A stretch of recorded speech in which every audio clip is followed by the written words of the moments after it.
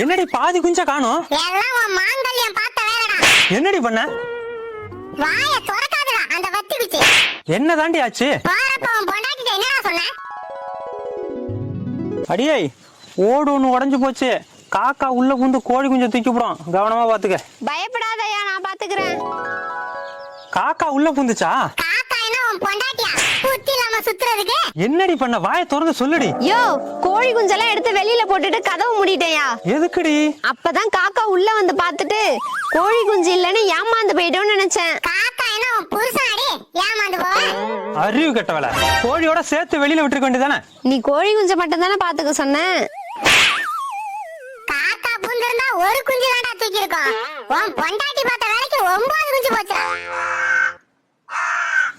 காக்கா என்னடி சொல்லுது? காக்கா கா கான்னு சொல்லிட்டு போய் என்னடா முறைக்கிற?